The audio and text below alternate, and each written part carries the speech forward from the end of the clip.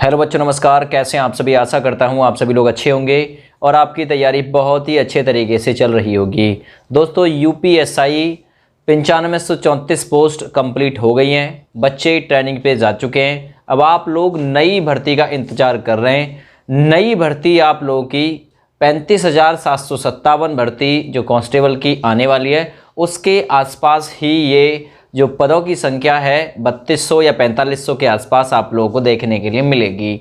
तो ये vacancy constable वाली जो वैकेंसी आनी है उसी के आसपास आ जाएगी, ठीक है ना। एसआई की भर्ती इसलिए आएगी, मैं आप लोगों को इसमें थोड़ा सा रीजन बता देता हूँ, क्योंकि साल 2024 में बीजेपी सरकार इलेक्शन में किसी भी तरीके की कोई भी गुंजाइश नहीं छोड़ना चाहेगी, इसलिए इस वैकेंसी का आना स्वाभाविक है। आप लोगों ने देखा होगा जब 9534 पोस्ट का रिजल्ट रिलीज किया गया था तो उसी समय ये बात बोल दी गई थी कि लगभग 829 जो पोस्ट हैं एसआई की वो निकलेंगी, प्लस इसके साथ में 500 के समथिंग में इस जो 9534 पोस्ट वाली वैकेंसी थी इसमें जो पदों की संख्या है वो रिक्त रह गई, है ना।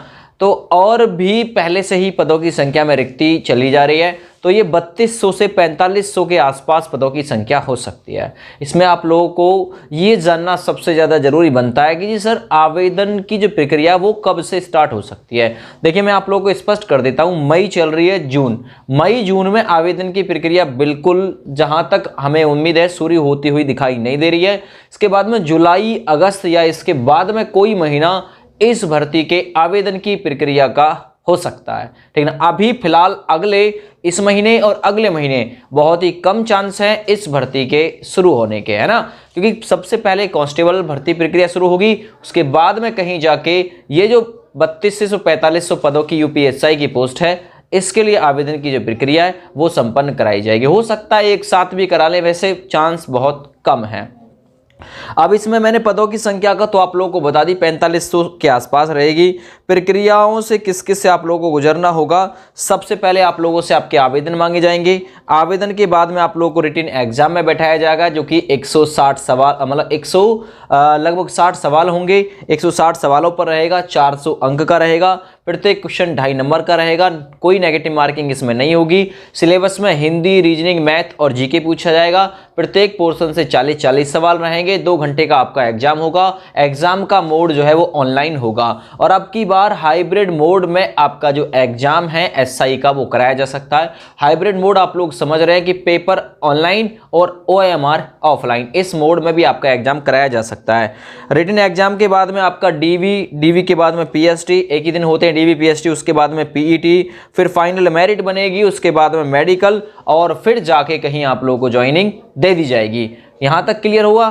ठीक है, चलिए इससे आगे बढ़ते हैं। आप लोगों को आवेदन करने के लिए यहाँ अगर एसआई की पोस्ट पे आवेदन करना चाह रहे हैं तो आप लोगों को ग्रेजुएशन यानी कि आप लोग स्नातक हों। 12वीं से काम नहीं चलेगा, 10वीं से काम नहीं चलेगा। 12वीं से आप लोगों को ऊपर ग्रेजुएट लेवल की जो एलिजिबिलिटी है यानी योग्यता है वो अपने पास रखनी होगी। अगर मैं एज की बात करूं तो देखिए, इसमें मेल और फीमेल दोनों की बराबर एज काउंट होती है। मेल 21 से 28, general candidate. Category wise relation दिया जाता है, एससी 5 साल, एसटी 5 साल, ठीक है ना। ओबीसी को भी लगभग 5 साल का एज में रिलैक्सेशन दिया जाता है ना। एज में अगर कोई दिक्कत है तो आप लोग गूगल से देख सकते हैं, वैसे दिक्कत नहीं है।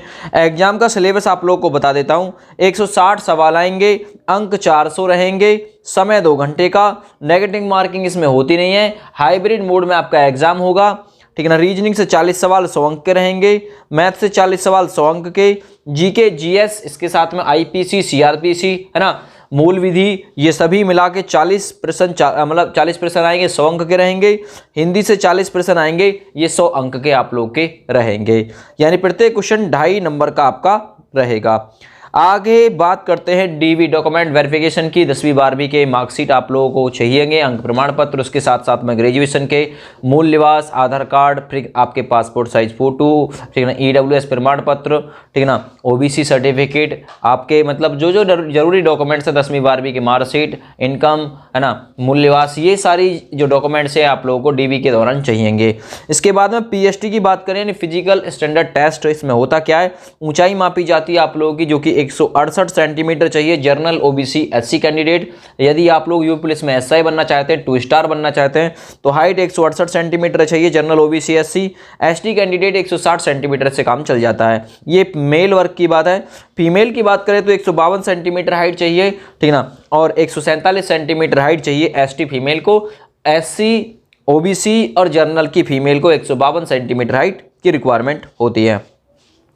आगे सीने की माप की बात करें तो जनरल ओबीसी एससी कैंडिडेट, देखिए महिलाओं में तो होती नहीं कोई माप की जरूरत इसकी, ठीक ना। जनरल ओबीसी एससी 79 से 84 सेंटीमीटर, यानी बिना फुलाव के नॉर्मल सीना 79 और फुलाव सहित 84। एसटी कैंडिडेट 77 से 82 सेंटीमीटर सीना मांगा जाता है। इसके बाद में आप लोगों को फिजिकल इंड्योरेंस टेस्ट यानी पीईटी, पीएमटी के लिए आप लोगों को बुलाया जाता है, शारीरिक दक्षता अर्थात दौड़ वगैरह के लिए।